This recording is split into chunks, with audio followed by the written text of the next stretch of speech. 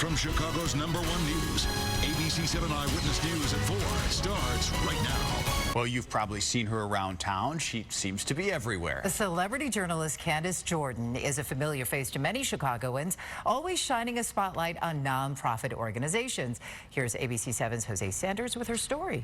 Judy, with her signature look and her glamorous wardrobe, Candace Jordan is truly hard to miss, but she says it's all an effort to help those who can't help themselves. Actress, model, blogger, socialite. It seems like Candace Jordan is every place. Do you go out every night? I feel like I do. Some have described her as one of the most recognizable faces in Chicago. You name a charitable event, she's likely celebrated it, either in her Tribune column, her blog, or on video. You know what amazes me is that as many as I've covered it, as many as I'm aware of, I always discover something new. It all started when Candace was a young high school model in downstate Tupelo, Illinois. I was a valedictorian in my class, and I got a scholarship to St. Louis University. And I went there for like a few months. I didn't like it because I'd burned myself out in high school. And a girlfriend of mine said, Candace, they're hiring at the St. Louis Playboy Club. You should go for an interview.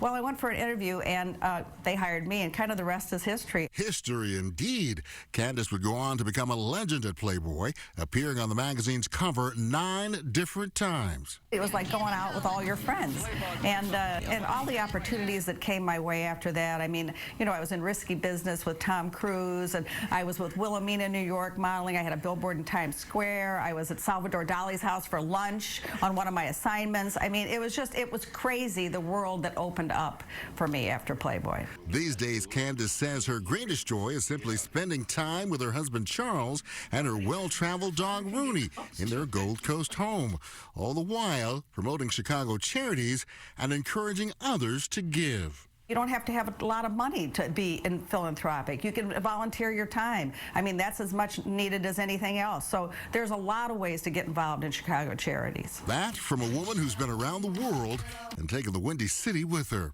I want to be able to affect people in a positive manner. I want them to think that, you know, this girl lived her life to the fullest, had a good time doing it, and did good at the same time. I mean, you can't get any better than that.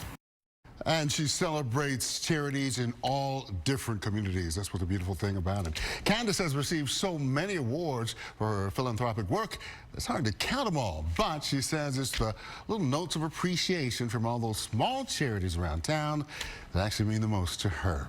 And by the way, she's about to receive another big award in a month or so, the Dream Award for her humanitarian efforts. It's a really good thing. And I'm lucky enough to get one alongside her. I adore her, and she's just one of the best. I love seeing her at events. Oh my gosh, she is so beautiful. Isn't she? And so warm and giving. And that's the key. Donate your time.